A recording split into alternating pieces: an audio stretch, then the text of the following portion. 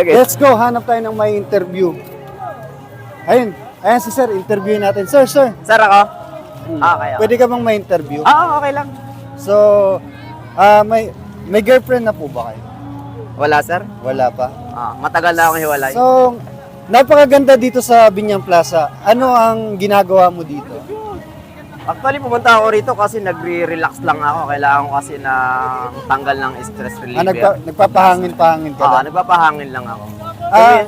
Sige. Tumitingin lang ako ng mga may jowa dito na kung saan, parang ganun na rin. Feeling ko may jowa. Meron lang akong inihandang mga katanungan para sa ating mga audience. Okay lang, sir. Kung meron kang makaka-date na isang babae, ano yung salary na pwedeng pasok siya sa budget para sa iyo? 300,000. 300,000. Wow. Napaka gandang idea, 300,000. Oh.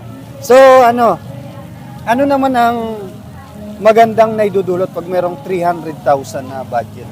Feeling pogi. Feeling pogi. So, halimbawa, may makaka-date ka ngayong gabi. Anong standard na gusto mong makadate? Ang gusto ko sa babae, matangkad, yung mas matangkad sa akin.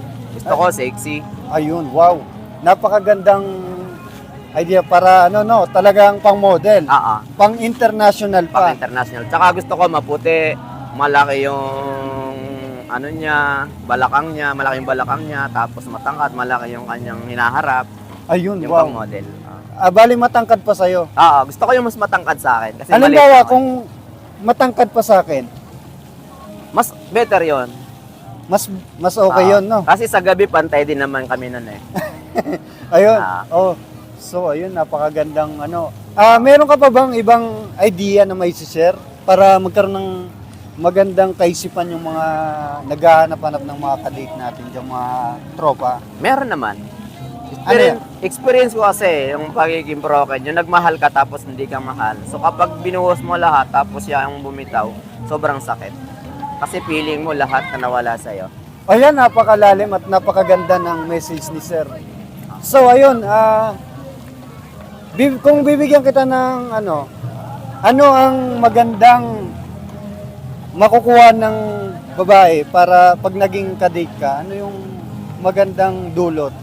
May bigyan ko siya ng pinakamagandang inspirasyon na hindi niya makakalimutan. Yung mapasaya ko siya, tapos mabigyan ko siya ng time sa isa't isa, tapos maging compatible kami. So, yun lang. Yun. At tapos bibigyan kita ng rate kung gaano ka ka-pogi. Gaano ka ka-pogi? From 1 to 10.